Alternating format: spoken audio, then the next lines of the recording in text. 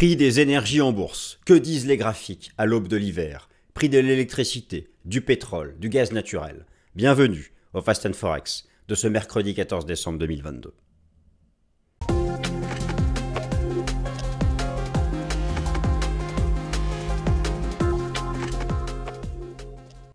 Alors chers amis, bienvenue, je suis ravi de vous retrouver comme chaque mercredi au lendemain de la publication des chiffres de l'inflation aux États-Unis en recul pour le troisième mois consécutif avec une dimension importante, un poids important du recul du prix de l'énergie.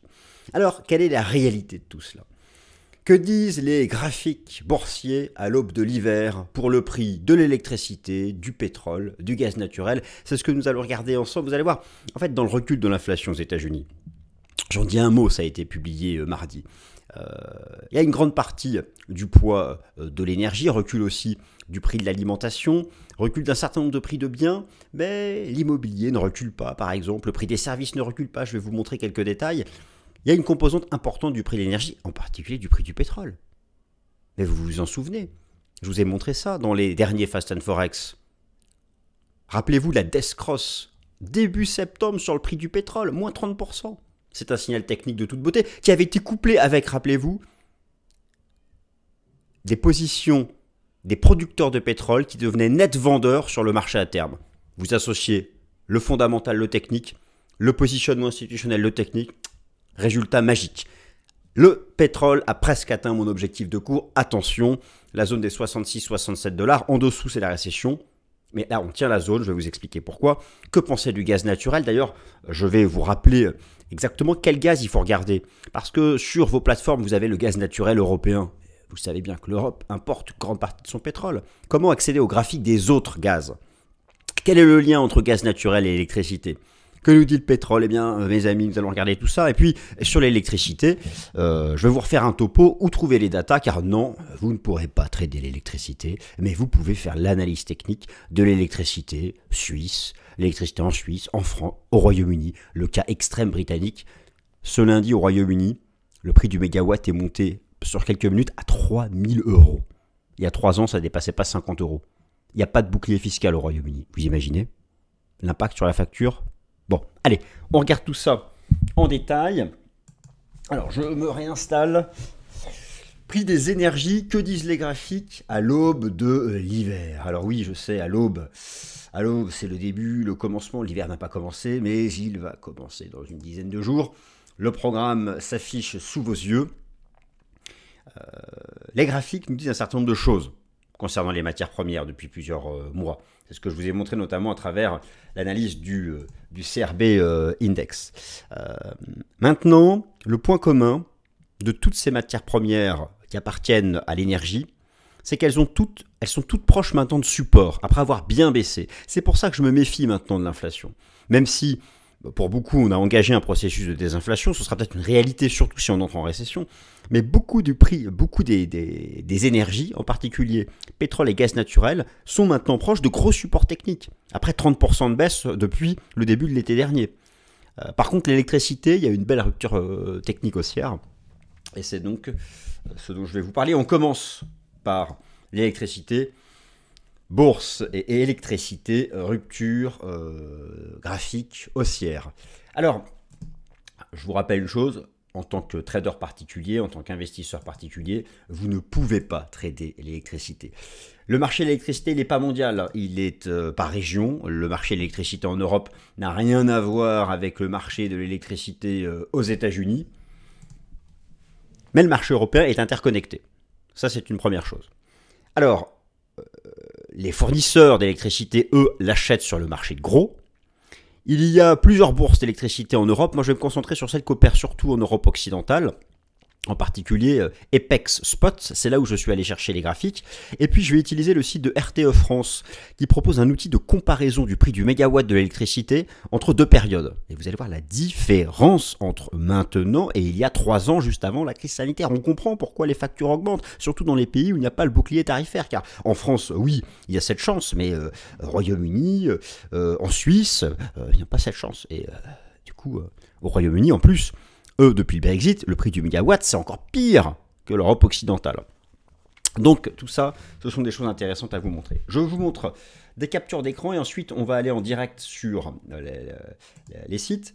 Donc, vous avez ici une capture d'écran du prix du mégawatt depuis 1 an en France. Alors on peut s'amuser à faire de l'analyse chartiste. Attention, on ne peut pas trader le prix de l'électricité. Par contre, il y a tout à fait des dynamiques. C'est représentable sous la forme d'une courbe. Et oui, il y a eu une cassure technique haussière début novembre sur le prix de l'électricité qui a déclenché une hausse. Je vais vous montrer ça en temps réel pour la France et la Suisse. Bon, allez voir. Donc ça fonctionne. Et donc, premier point, que disent les graphiques sur le prix des énergies? Je vous ai mis donc quelques infos à gauche que je ne mets pas en voix sur la façon de s'informer, comment accéder aux informations. Vous avez donc eu, début novembre, une rupture, une sorte de structure en biseau descendant, et avec derrière la nouvelle tendance haussière. Et là, je vais vous montrer tout de suite comment cela se passe en temps réel. Alors, tout d'abord, le recul de l'inflation hier aux États-Unis. Vous avez ici l'inflation globale. Je suis sur le site du Bureau américain du travail, la BLS. Je vous montre la dimension énergie, puisque c'est le thème de cette vidéo. Regardez la chute en bleu du prix de l'énergie par rapport à la courbe marron qui est l'inflation globale. On voit très bien que le recul de l'inflation depuis 3 mois, c'est d'abord le recul de l'énergie. Mais oui, mais attention, l'énergie, pétrole, gaz naturel, arrive sur support. Et l'électricité, c'est plutôt un signal aussi qui a été donné. Donc, dans l'inflation globale qui recule aux États-Unis, si les autres composantes ne prennent pas de relais à la baisse, ça va être compliqué. L'immobilier n'a pas du tout commencé à baisser aux États-Unis. Je vous montre. L'immobilier résidentiel, j'enlève l'énergie. Et shelter, regardez la courbe violette, elle est encore en pleine bourre. Donc, prudence. Quand bien même, l'algorithme de la Réserve fédérale de Cleveland envisage toujours que l'inflation poursuive son recul. Les chiffres de décembre qui seront publiés en janvier sont attendus à 6,77. Hier, c'était 7,1 et on vient de 7,7. Alors, l'électricité. Je suis ici sur Epex Spot, qui est une des bourses majeures qui opère donc pour le marché de gros de l'électricité en Europe occidentale, ici en particulier en France. Vous avez donc ici le graphique. Prenons l'exemple de la Suisse. Donc je vais prendre la Suisse, et vous allez voir, c'est exactement le même type de rupture technique. Je vais donc sur une année de cours, toujours ici avec, alors soyons précis, l'unité reste le mégawatt. Eh bien, regardez, c'était même encore plus beau, je trouve, pour le marché suisse. Ici, vous aviez une belle ligne de tendance baissière, cassée à la hausse début novembre, et une tendance haussière. Donc on peut pratiquer ce type d'analyse. Et pour la France, donc là vous avez tous les pays qui sont disponibles. Je reprends l'exemple de la France, toujours sur Epex Spot, et je me mets donc sur une année, et c'est là donc où je suis allé chercher le graphique, et vous avez ici le volume de négociation, on retrouve le même type de data. Maintenant je suis sur le site de RTF France, j'ai envie de vous montrer le cas extrême britannique.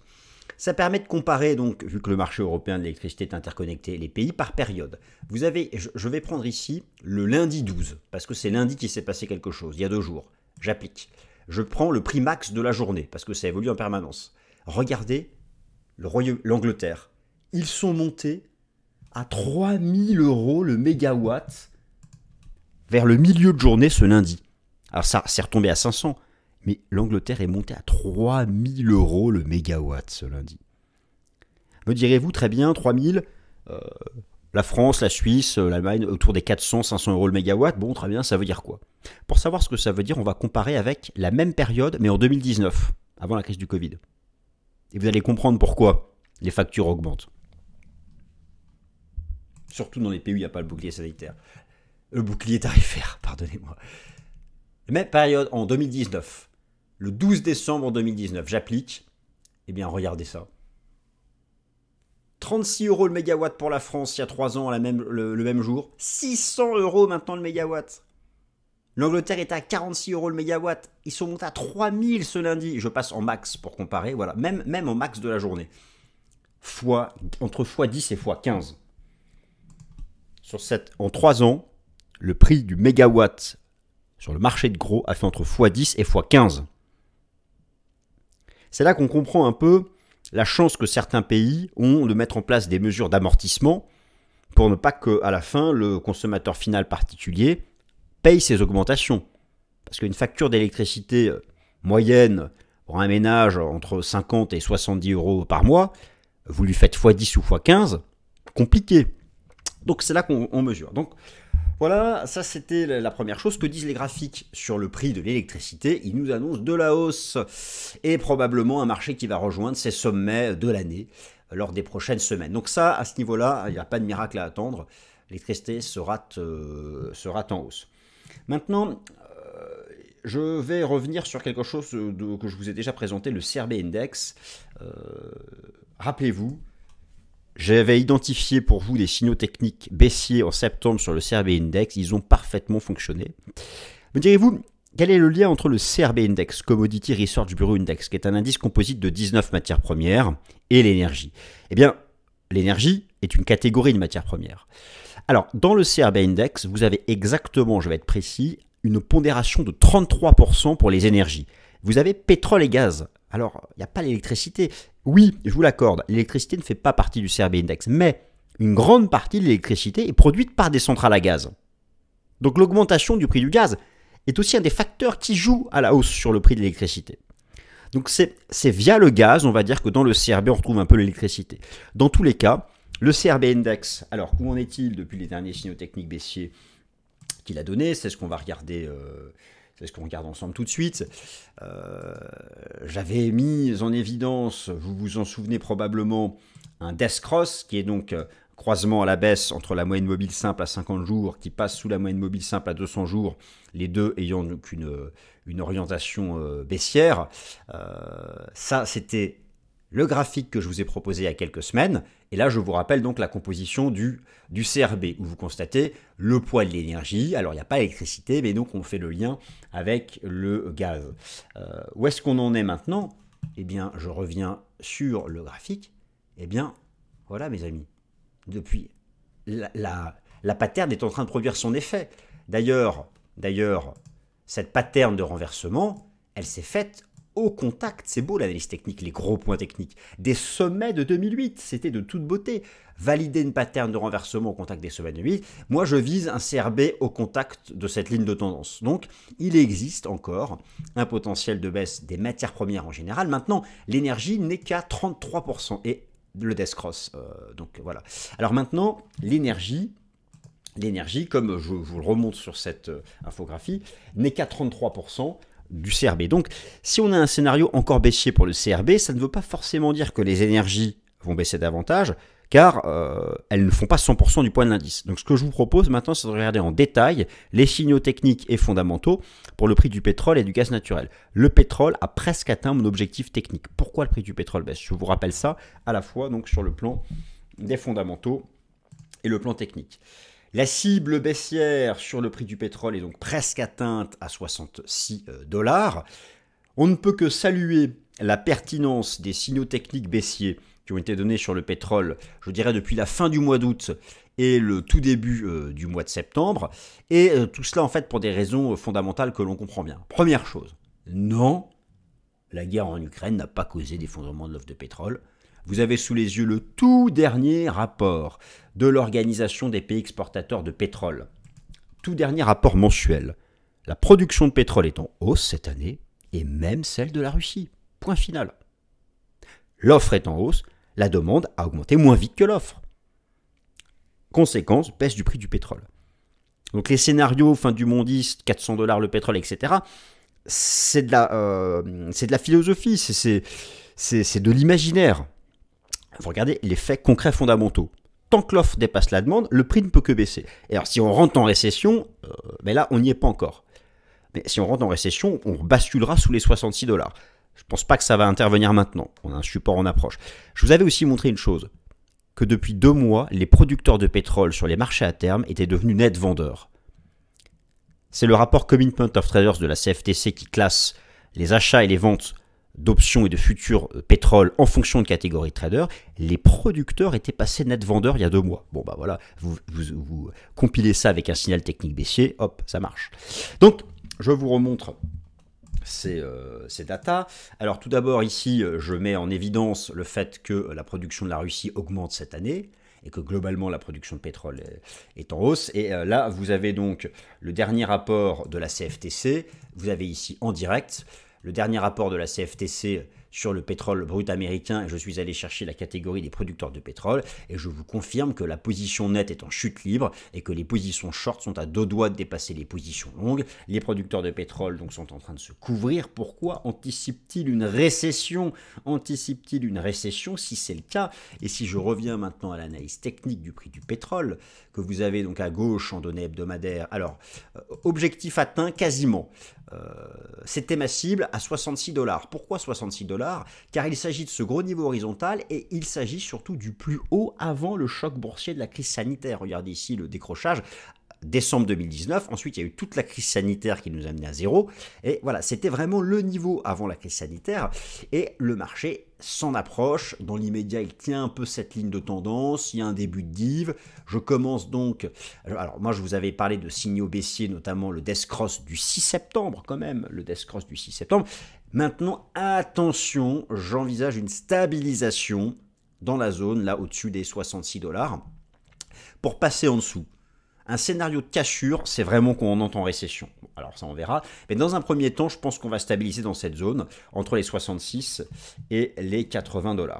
Alors maintenant, nous avons vu l'électricité, nous avons vu le pétrole, et bien que dit le gaz naturel, que dit le gaz en Europe? Rebond sur support du prix du gaz. Rebond sur support du prix du gaz, mais quel gaz? Alors, c'est bien ça qu'il faut comprendre. Sur vos plateformes, vous avez le gaz naturel européen. Vous savez que l'Europe importe une grande partie de son pétrole. À l'époque, l'Europe en importait de Russie. Les importations de gaz en provenance de Russie ont été remplacées par d'autres pays. Je peux citer le Qatar, l'Algérie et surtout le GNL américain, le gaz naturel liquéfié américain. Alors, le GNL américain, sur place, il n'est pas cher. Mais lorsqu'il arrive en Europe, le gaz naturel liquéfié américain est 6 fois plus cher que le gaz naturel européen. 6 fois plus cher l'unité, le MDTU. 6 fois plus cher, pourquoi? Il faut le liquéfier, il faut le transporter, il faut le distribuer. C'est ça le problème. Alors, le prix du gaz naturel européen compte encore, on peut en faire l'analyse technique, vous allez voir qu'il a tenu un support, mais il faut avoir conscience de ça. C'est que désormais, avant on regardait le prix du gaz russe, maintenant on regarde le prix du GNL américain. Et vous faites un x5, x6 par rapport à ce que vous montre votre graphique du gaz naturel européen. Alors voilà les infos qui vont s'afficher sous vos yeux. L'unité, hein, c'est le British Thermal Unit. Alors le gaz naturel européen, que je vais vous montrer ici dans un instant, que vous pouvez suivre partout, gaz naturel européen, est actuellement à 6,50 $ le MBTU. Vous l'avez à gauche en données hebdomadaires et à droite en données journalières. Et donc oui, on voit très bien que depuis l'épaule tête-épaule, nous avions vu ensemble début septembre ce signal, la cible théorique de l'épaule tête-épaule a été faite. Le marché s'est stabilisé sur un support à 5,32 $ que vous pouvez ici observer en données hebdomadaires et qui était le point d'accélération haussière du déclenchement de la guerre en Ukraine, février-mars 2022. Retour à la case départ, par contre le niveau a tenu. J'envisage désormais une phase de trading range comme pour le pétrole où j'envisage un range entre 66 et 80. Pour le prix du gaz naturel, j'envisage un trading range entre 5,32, le gros support, et la résistance des 7,730, là où passe la moyenne mobile à 30 semaines. Donc un trading range entre 5,32 et 7,30. Donc globalement, les prix des énergies, que disent les graphiques? Eh bien que des cibles techniques baissières ont été faites, surtout sur le gaz naturel européen et le pétrole, et que désormais on va rentrer en phase de stabilisation. Pour le prix du pétrole, il faudrait vraiment briser 66 $ et ce serait le signal d'une récession. Mais pour l'instant, ça va se neutraliser. Alors, petite quand même nuance pour le gaz, puisque maintenant, je vous montre ici l'explosion haussière des exportations de GNL américains en direction de l'Europe. Ces exportations de GNL ont fait x3 et le GNL américain qui a remplacé une grande partie du gaz russe est vendu 5 à 6 fois plus cher que le gaz naturel européen. Donc, c'est globalement, voilà mes amis, le message que disent les graphiques à l'aube de cet hiver pour l'électricité, le pétrole et le gaz naturel. J'espère que cette vidéo vous a plu. Si c'est le cas, n'hésitez pas à vous abonner surtout, à la partager, à la liker. Et puis, je vous souhaite une excellente semaine. Merci.